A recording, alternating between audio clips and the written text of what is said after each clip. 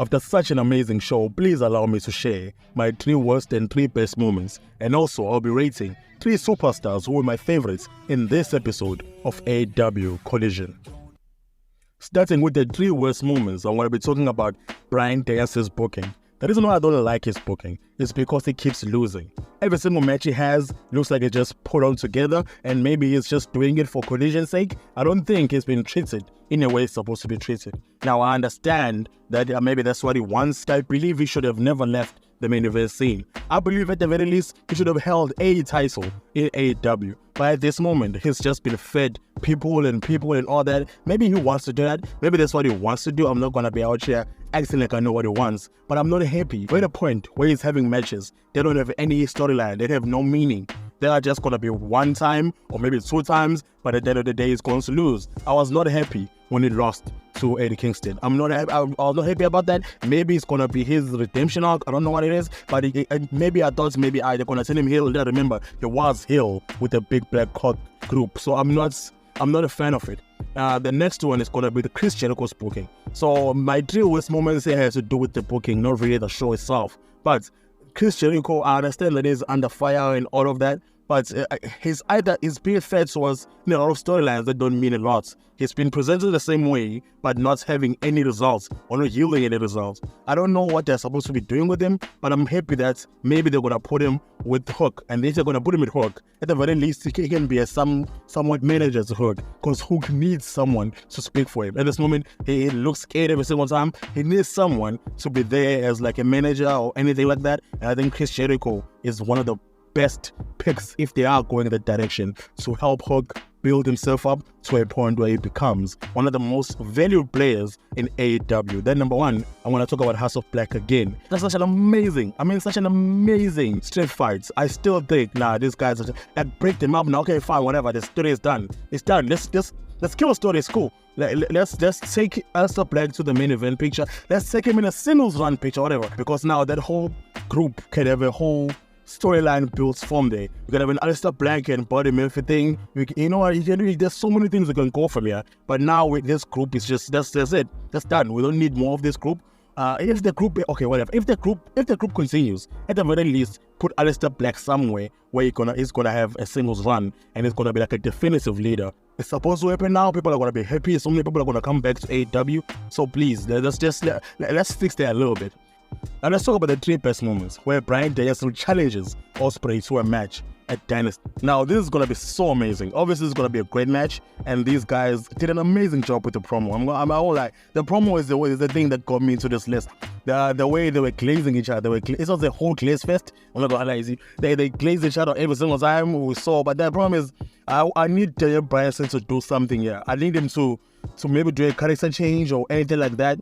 I would even say I want Daniel Bryan to beat Ospreay, because at this point we cannot be feeding people Daniel Bryan for him to lose. He's not like, why are we jobbing him at this point, bro? Great guy, great addition to the company, big pull, big money pull. We shouldn't be out here treating him like someone who's like trying to break to the end scene. Please, let's do a better thing. Even though I do like Ospreay, and I think maybe Ospreay should win, but part of me wants Daniel Bryan to win. But for this specific promo, they did such an amazing job.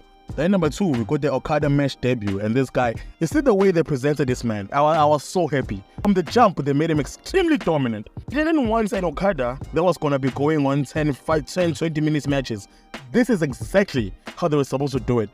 This is exactly how they were supposed to do the Okada thing. Okada is huge too, and I really hope these guys bring back the glory that AEW had. The only thing just AEW needs to do now is build extremely compelling stories amongst these people. For now, this is going so well. They're booking him well.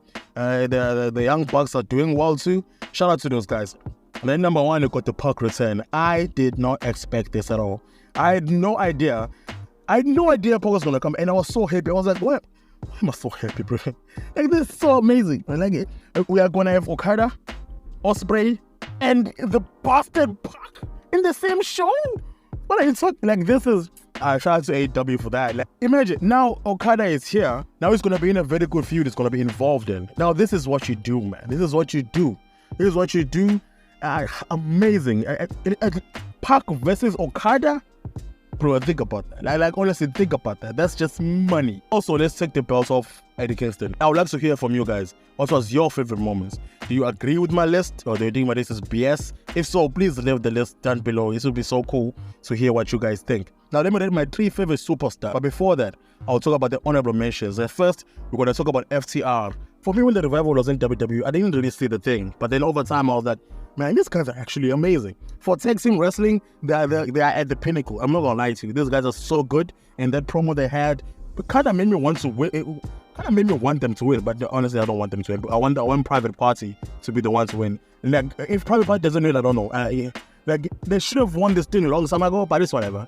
But for the promo, for the everything, great guys. Then we got the Infantry, the new group that interrupted the FTR segment. And I'm not gonna, like, you know, whenever someone is introducing themselves, when someone is coming onto the screen from being unknown, and they do such an amazing job, that is always an amazing thing for me. I am always pumped up to see new superstars come and establish themselves immediately, especially when they even use the mic to establish themselves. Great guys, the Infantry are going to be so big.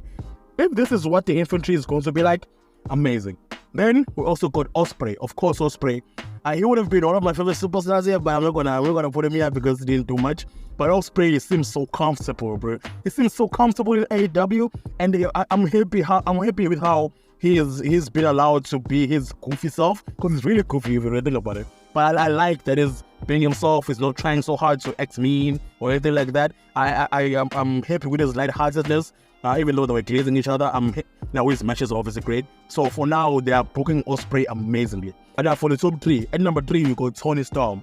Toni Storm has, I don't know how this timeless thing works, because the first time I saw it, I was just like, man, do I really care about this? Like, it's a black and white, it reminds me of the Fiend thing. I'm like, what, man? And over time, I was just like, no, this is actually pretty amazing.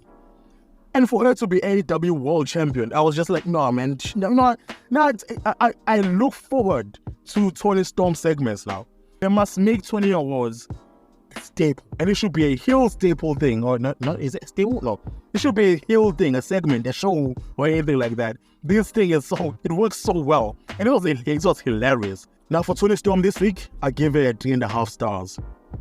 And number 2, we got the Young Bucks. Since the everything, I've just been extremely interested in whatever these guys are doing. I was happy they were the ones who were with the whole Sting thing, and they're EVP, so it's like they're beating Sting on like that. So it's just, these guys kill every single. So let me relax. I am so excited with what these guys are gonna do. I want them to win. I don't think they will, but I want them to win. These guys are at the top of the tag team division in the whole world. And for the Young Bucks, I give them 4 out of 5 stars.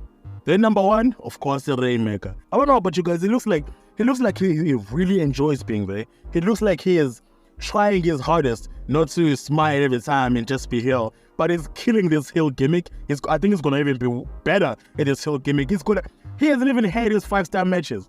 So I shout out to this guy, bro. I respect Okada. Thank you for coming to AEW. It means a lot to all of us who are diehard AEW fans.